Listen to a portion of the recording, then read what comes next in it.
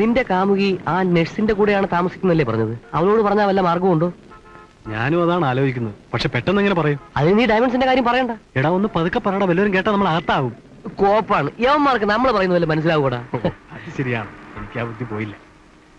എടാ, നിന്റെ കൂട്ടുകാരൻ മദ്രാസ് എയർപോർട്ടിൽ നിന്ന് അയാളുടെ കുട്ടിക്ക് വാങ്ങിച്ചു തന്നയച്ച പാവയാണെന്ന് അങ്ങോട്ട് പറഞ്ഞാ പോരെ? എടാ, ഇത്രയും നിസ്സാരമായ കാര്യത്തിന് എന്ത് കള്ളം പറഞ്ഞാലും അവള് സംശയിക്കും. എന്നാ മരിക്കാൻ തയ്യാറായിക്കോ. എന്നെ എന്തിനാ കൊല്ലുന്നത്? അയാൾ നിന്നെ കൊല്ലട്ടെ. രണ്ടുപേരെയും കൊല്ലും. അതിനു മുമ്പ് നീ ഒരു കാര്യം ചെയ്യും, ആ പാവ എങ്ങനെയെങ്കിലും തട്ടിയെടുക്കാൻ. അവിടെ നിന്റെ കാമുകി ഉള്ളപ്പോ അതിന് എളുപ്പമല്ലടാ മോനെ. ഞാൻ ശ്രമിച്ചു നോക്കാം. ശ്രമിച്ചാ പോരാ, 24 മണിക്കൂറിനാൻ കിട്ടണം.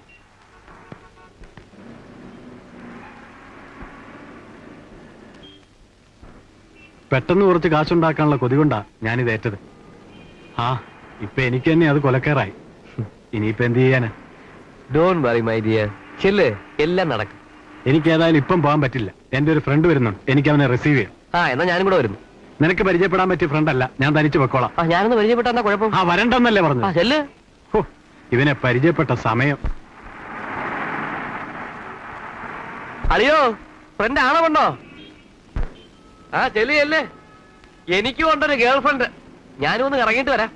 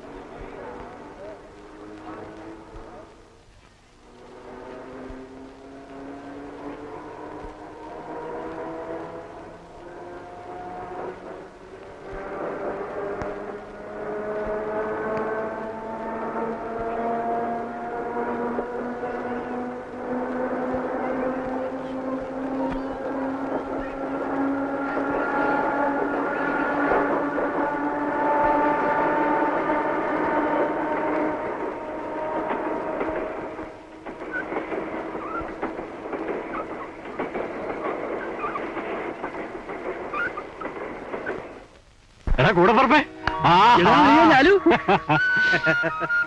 എടാ, നിനക്ക് കത്ത് കിട്ടിക്കാണോന്ന് ഞാൻ സംശയിച്ചു. ഇന്നലെ കിട്ടി. ബാബാ, നിനക്കെന്താടാ ഒരു വ്യത്യാസം? നിന്റെ പഴയ ബഹളമൊക്കെ ഇവിടെ പോയി. ജീവിതമല്ലടാ അളിയ, എന്തെല്ലാം മാറ്റങ്ങളുണ്ടാവും. നീയും പഴയ ആളല്ലല്ലോ ഇപ്പോൾ. നീ പറയുന്നത് ശരിയാണ്. ഓരോ ദിവസം കഴിയുന്തോറും എന്തെല്ലാം മാറ്റങ്ങളാണ്. നീ വാ, നമുക്ക് റൂമിൽ പോയിരുന്ന് ഡീറ്റെയിൽ ആയിട്ട് സംസാരിക്കാം. ഇതുകൊണ്ട് വല്ലതും കാര്യമായോ?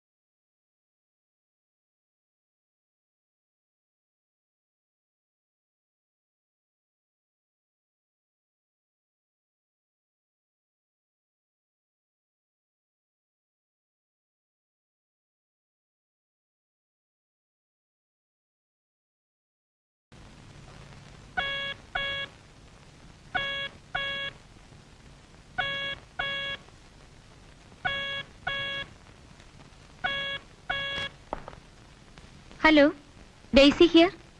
ഞാനാ. മോൾ ഉറങ്ങിയോ ഡെയ്സി? നല്ലോണം ഉറങ്ങി. പാവക്കുട്ടിയെ കെട്ടിപ്പിടിച്ച് പാട്ടും പാടി ഉറങ്ങി. അവൾ എന്തെങ്കിലും കഴിച്ചോ? അമ്മയുടെ മോളല്ലേ, വാശി കാണിക്കായിരിക്കൂ. ഞാനൊരു കണക്കിന് കുറച്ച് പാല് കുടിപ്പിച്ചു. രാവിലെ ഡെയ്സി പോകുന്നതിന് മുൻപ് ഞാനങ്ങ് എത്തിക്കോളാം. Okay, good night.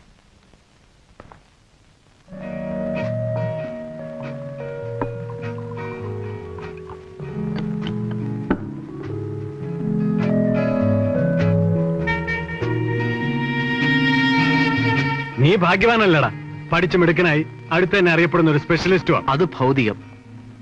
ആത്മീയല്ലേ പരുങ്ങല്ലായത്. എന്ത് പറ്റി? ആ, അതൊക്കെ പോട്ടെ.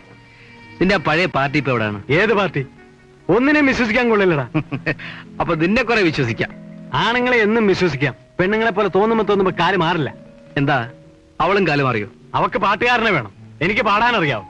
എന്നിട്ടും ഞാൻ പാടി നോക്കി, ഏറ്റില്ല. അവസാനം അവള് പാടാനറിയാവുന്നവരോട് പൊയ്ക്കാടും. അവളുടെ ഒരു കോപ്പ്, അവള് പോട്ടടേ.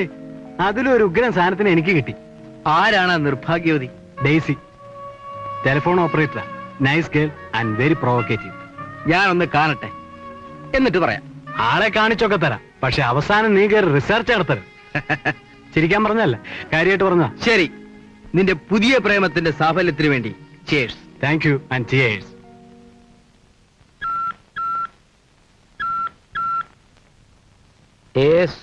Thomas Mathew here.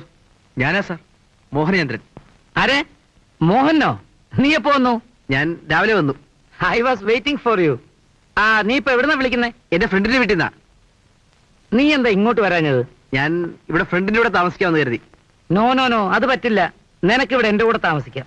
ഈ ബംഗ്ലാവ് ഞാൻ ഒറ്റയ്ക്കല്ലേ ഉള്ളൂ. നീ ഇവിടെ വന്നാ എനിക്കും ഒരു ചേഞ്ച് ആയിരിക്കും. ശരി സാർ, ഞാൻ രാവിലെ എത്താം. ഓക്കെ.